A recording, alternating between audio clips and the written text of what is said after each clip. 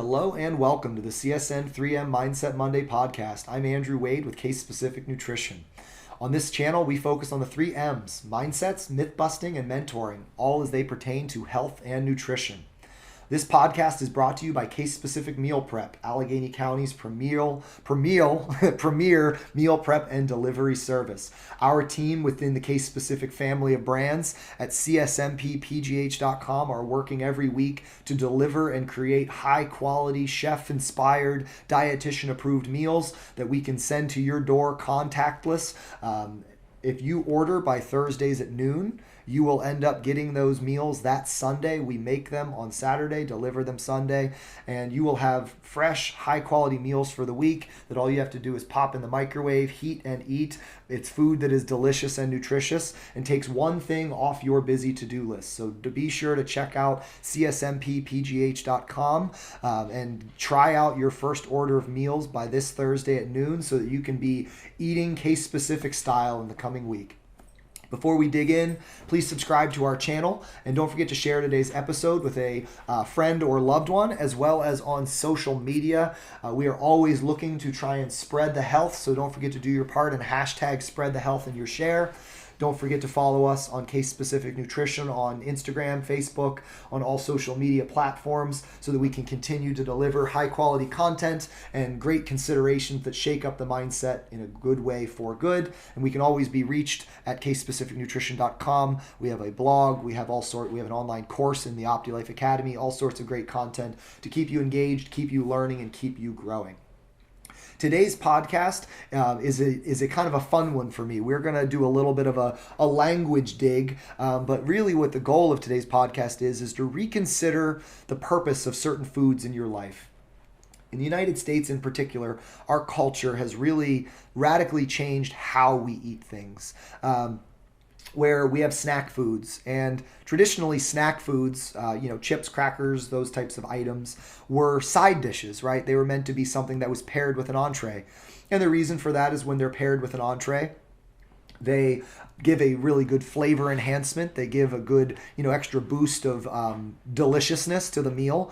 But we know that those foods aren't particularly filling. And so they get paired with an entree, which is the filling part, so that you have a meal that satisfies you and also a meal that satisfies you mentally. So we've got the physical and mental satisfaction. But we've, through defaulting and through preference, have resorted to using these types of foods by themselves as a quick emotional outlet, as something we grab as a quick pick-me-up, as a convenience. And as a result, we tend to eat them when we're hungry and we want something that tastes good. And as a result, we end up overeating. And so we have our snack foods, which we've done multiple podcasts over the years that, kind of highlight the idea of they're lonely foods. You need to give them a friend, because if you don't give them a friend, they're going to bring their friends, and sometimes their friends are just more of them. And so you want to give them a friend that's a good influence, something that's filling, and when you do that, you'll have something that's more complete, that tastes great, satisfies you, and sets you up to really feel like you've been nourishing yourself. In addition to our snack foods, we have one of my favorites, which is how our culture has evolved to eat desserts. And one of the things I want to note is the word dessert.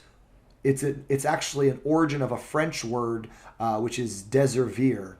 And desservir translates to clear the table, which is to say that the concept of dessert in French origin was the item that was meant to end a meal. It was meant to be the last course of a meal.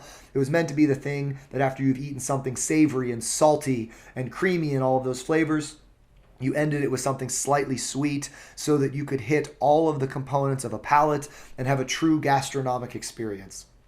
And so the reality is desserts are meant to be eaten at the end of a meal. And in our culture, we tend to eat them as a snack. We tend to eat them hours after a meal. We tend to, have them as their own isolated item. And once again, just like the snack foods, what happens? Well, dessert isn't meant to be filling. It's meant to be very intense on the tongue, and then it's meant to kind of go away. And so if we're hungry, we're going to keep piling it on, and you're going to find that you end up overeating dessert. And so just like our snack foods that really should be side dishes as a way to think about them, we can think and recognize that our desserts are really something that are meant to go at the end of a meal. And so what we can see here is that our culture, which currently has taken these foods and said, desserts and snacks are bad, don't eat them, which has caused a lot of people to either go into a phase of not eating them at all or overeating them because they were restricted from them. We can recognize that it might be worth trying to change how we eat them instead of that we eat them. So what if snacks became side dishes? And what if desserts followed a meal?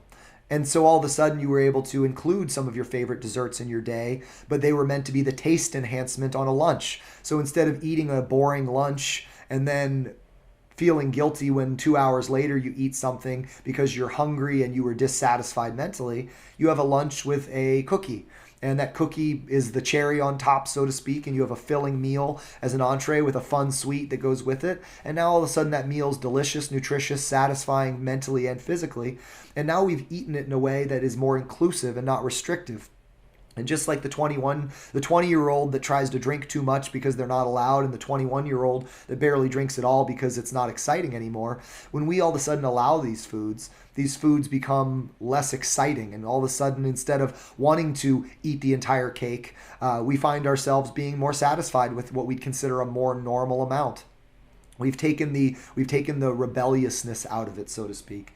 And with snack foods, it's the same thing. Instead of having chips as something you eat mindlessly at 9:30 at night when you're hungry and tired and tuned out and unaware, all of a sudden we recognize that they could be a fun thing that's paired to a meal or a part of an overall snack, like a snack that has some veggies and some chips and a hummus or a dip, where now all of a sudden we can hear that they're an enhancement. They're making a meal that was veggies and hummus, or a snack that was veggies and hummus, more enjoyable. Or they're making a meal that was, a plain sandwich a little bit more fun.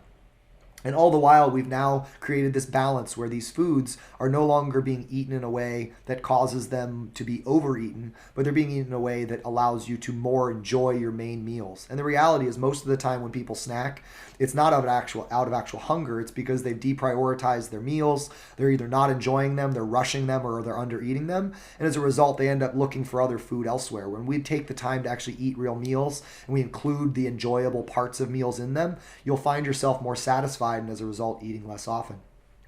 It also comes back to how we buy them. Too often we go to the grocery store and we buy the chicken for that crock pot dish, and we buy this vegetable that we were going to roast, and we buy this meal that we were going to bake, and we buy a couple of these quick things that are good microwave options for lunches, and we buy this oatmeal or cereal for the breakfast. And then we grab these pretzels and these chips just in case. And we grab a little thing of chocolates just in case. And then we act surprised when these miscellaneous foods that had no purpose in your overall plan all of a sudden randomly appear.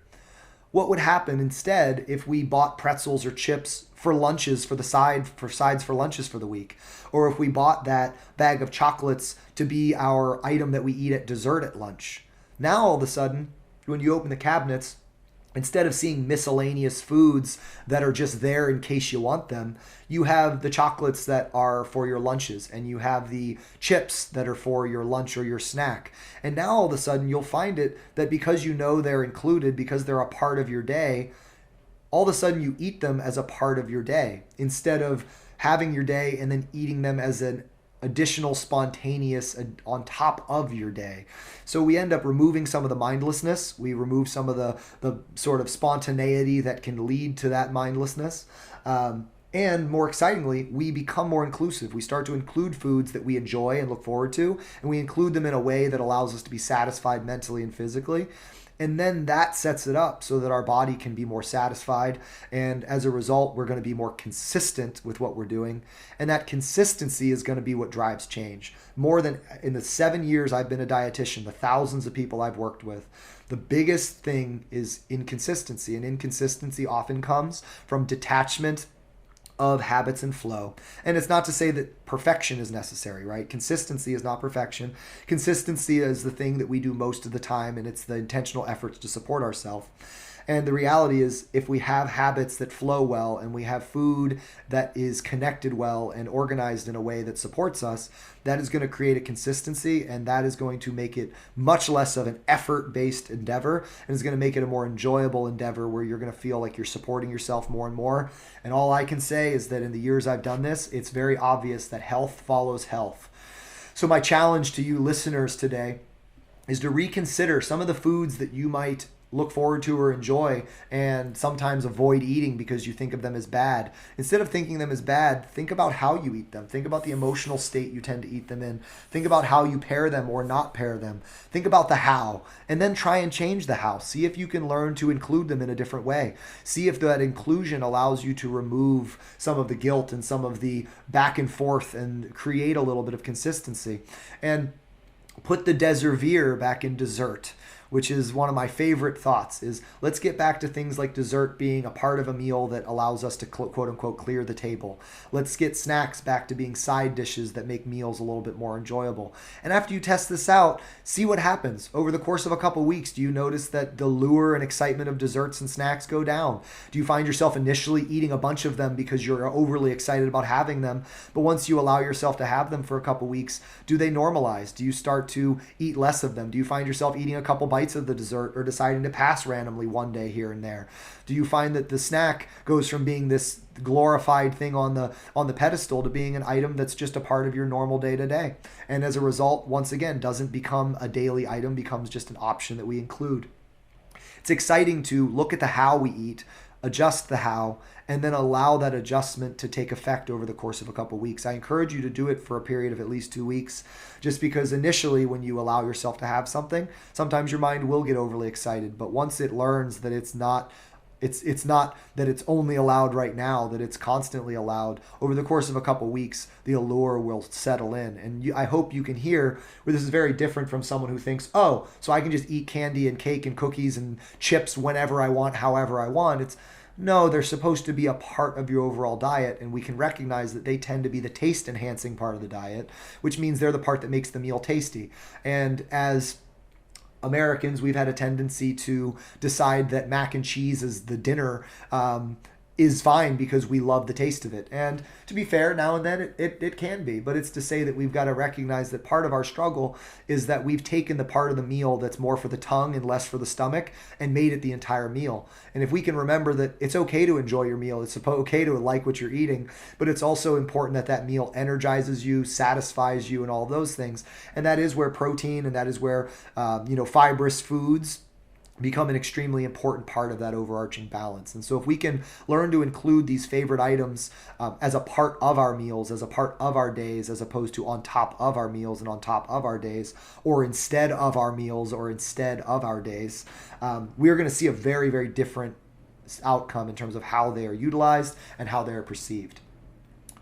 I hope this has been a helpful mindset. I'll be excited for feedback from everybody. Don't hesitate to reach out to us on casespecificnutrition.com. Message us on Instagram and Facebook at casespecificnutrition.